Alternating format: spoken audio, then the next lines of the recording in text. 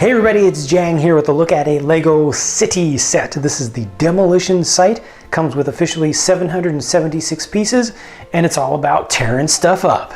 Curious enough, what holds the whole set together is the thing that you're supposed to tear apart.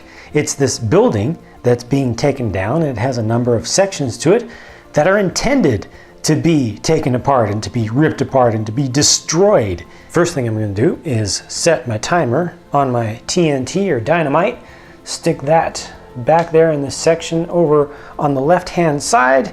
Here we go. 3, 2, 1. Now that is some destruction. Look at all these pieces of building. But there's still some stuff that's standing. This ought to do the trick. All right, let me just get a good swing in there and try to get a good hit on this thing. Hopefully I'll get it in the first try. Nope. There goes partway. There we go. Now we just have this corner, this stubborn corner over here that's still stuck standing. So we need to find a way to deal with that. And for that, we're gonna bring in the front loader. Just dig in with the 4-wheel drive and just pull this right on down. So that's basically it for this set. This thing is completely destroyed now. I hope you enjoyed this video. No, I'm kidding. Let's go ahead and take a look at what's really going on here. First of all, the most interesting thing was how all this side over here exploded. These walls are not secured very well. They use jumpers, they use tiles. So, not a whole lot of connection there. It makes these extraordinarily easy to blow up like that, to simulate destroying all this stuff. But it is actually a pain to kind of move this thing around because these aren't really attached. They aren't directly attached to the base. So these will just kind of tend to fall off on their own a little bit. This right here is a trigger mechanism that is actually pulled from all the way on the other side. When I pushed down on the detonator, I also pushed down on this trip over here. They have a little spring or shock kind of set up. And check out how that works. You basically set this like a mousetrap, and now it's going to stay. The string goes underneath, and when you pull it, you're actually pulling up on the shock and just giving it enough room to free itself, and up it springs like that. And then these two spots right here, these two little half-sized Technic lift arms are just going to hit other things that are connected to it. So here's this wall. This goes right in here. So when that goes up, just pushes it out of the way. And same thing for the one in the front. That whole mechanism just gets conveniently hidden beneath this bathroom section with the simulated toilet there, and you got a rat.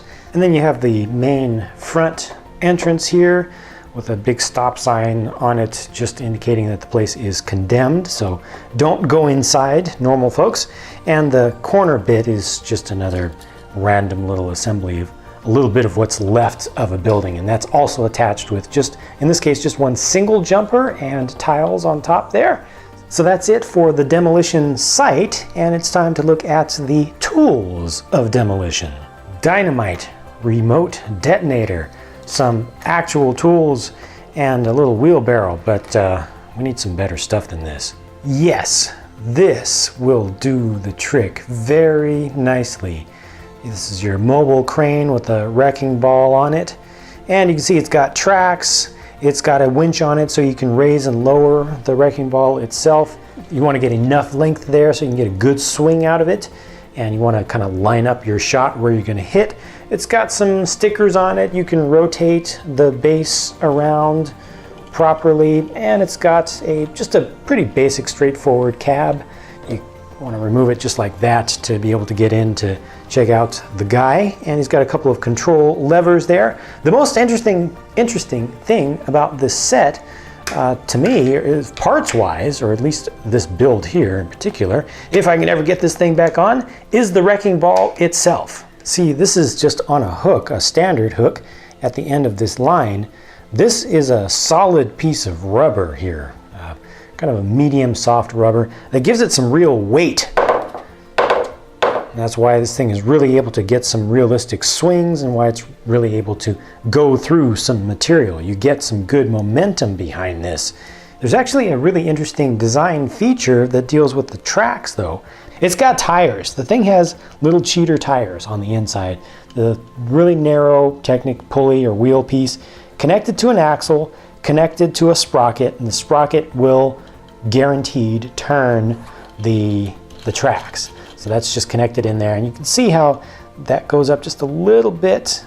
The tracks go up just a little bit above that. So when this is on the ground, it's actually resting on those tires. So no matter what you do, even if you're on a smooth surface, it's still gonna move in a realistic way. Excellent. Next, we have a pretty modern articulated wheel loader here, front loader. It's got lights facing forward, a nice good-sized bucket. It articulates in the center. To steer, they use these round windscreen pieces, now molded in yellow, to give you a nice big fender on the back.